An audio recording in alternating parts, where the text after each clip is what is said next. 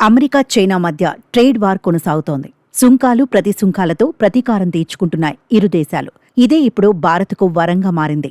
ఇప్పటి వరకు చైనా కేంద్రంగా తమ తయారీ కార్యక్రమాలు నిర్వహిస్తున్న అంతర్జాతీయ బ్రాండ్స్ అన్నీ భారత్పై దృష్టి సారించాయి.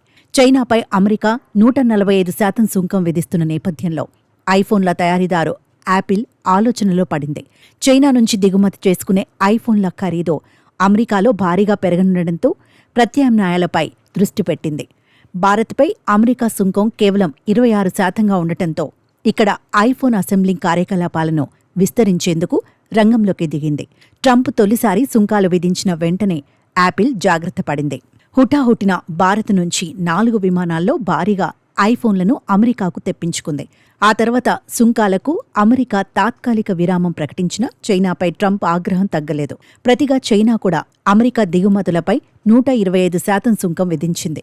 ఇరు దేశాల మధ్య మొదలైన ఈ వాణిజ్య యుద్ధం సుదీర్ఘకాలం పాటు సాగే అవకాశం ఉన్న నేపథ్యంలో అనేక అంతర్జాతీయ బ్రాండ్స్ భారత్ వైపు మళ్లుతున్నాయి. యాపిల్ భారత్లో ఐఫోన్ అసెంబ్లీ కార్యకలాపాలను విస్తరిస్తోంది. భారత్లో ఫాక్స్కాన్, టాటా ఎలక్ట్రానిక్స్తో ఇప్పటికే పలు ఒప్పందాలు కుదుర్చుకుంది. వీటిని మరింత విస్తరించేందుకు నడుం కట్టింది.